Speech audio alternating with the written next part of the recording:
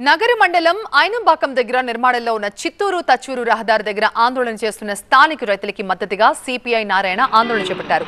126 కిలోమీటర్ల మేర సాగుతున్న చిత్తూరు తచ్చూరు జాతీయ రహదారికి ఆనుకుని సర్వీస్ రోడ్ నిర్మిస్తున్నారు.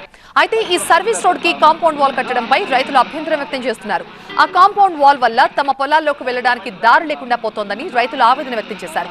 వాళ్లకు మద్దతు తెలిపిన సిపిఐ నారాయణ కాంపౌండ్ వాల్ నిర్మాణాన్ని విరమించుకోవాలంటూ డిమాండ్ చేశారు. దీనికి సర్వీస్ రోడ్డు వేస్తున్నారు. ఆ సర్వీస్ రోడ్డు వేస్తే దానికి అటువైపు కాంపౌండ్ కడుతున్నారు. అది 5 అడుగుల ఎత్తు స్ట్రాంగ్గా పనులు చేస్తున్నారు. అది అంత అవసరం లేదు. అందులో సర్వీస్ రోడ్డు కానీ గోడ కడితే రైతులు వాళ్ళ పొలాలకు పోలేరు.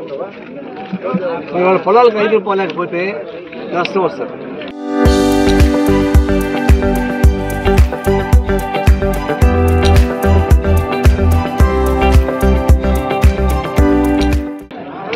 ఒకళ్ళు వరి వేసుకుంటారు, ఒకళ్ళు వెరుసెనగ వేసుకుంటారు, ఇంకొకళ్ళు కందులు వేసుకుంటారు. మరి ఒక్క చేను పోవడం సాధ్యం కాదు. మరి ట్రాక్టర్ పోలేదు, వ్యవసాయం సంబంధించినటువంటి మడకలు పోలేవు, మళ్ళీ పైరు పడి తెచ్చుకోవడానికి వీలు కాదు. అసలు మనుషులే పోలేరు.